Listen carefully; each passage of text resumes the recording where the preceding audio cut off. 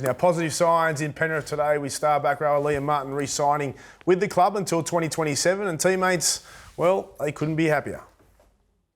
You can tell from the Origin series he's definitely one of our best players throughout the whole Origin series, and just the game on the weekend, how much he can turn momentum for us with his carries, and he's so ruthless in defence.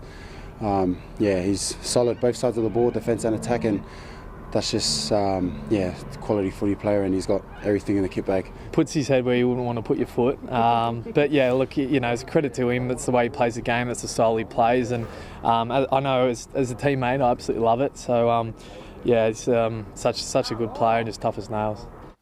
An enormous signing for the Penrith Panthers. Liam Martin stays on with the club. Edwards supposedly very, very close to inking a new deal with the club. But the $1 million question, what about this man? Oh, mate. Jarome Luai. Where does it leave him? Well, it'll be hard to keep all. Like, Jarome Luai's put himself in the conversation where he could go to a club and become a marquee player. The question would be, at which club? Because, let's face it, he's a polarising character. And would every club want Jarome Luai as the face that they sell to their membership? Like, could you seriously imagine Jarome Luai in a Roosters jumper? But do you reckon the Penrith fans like him? You think I Penrith think members... he fits like a glove at Penrith.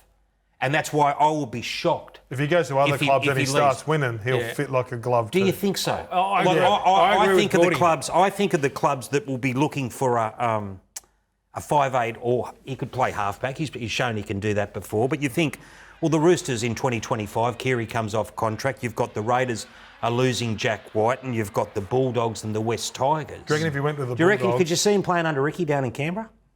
No way. No, I couldn't. I've played under Ricky before. I couldn't see that a match made in heaven at all. No, so I guess that's the predicament for Jarome is would you go to a club that at present you would see hard to win premierships? He's such a great fit at Penrith, and I think with Jarome, the style that he plays, you need a traditional 7 too, or one that just controls, like Cleary, right? But obviously you're not going to get another Nathan Cleary, but you need someone who completely controls the game plan and gives him that freedom to play the style that he does, because he's a little bit off the cuff and plays what he sees in front of him, which is amazing. He'd be a great buy for a lot of clubs, but it's also finding the right combination for him.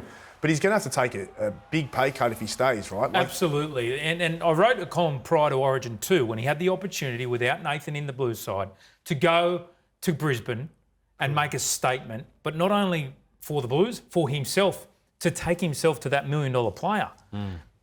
Well, he wasn't able to get the job done. And I think he sits in that 657. Does one game make you a $1 million player?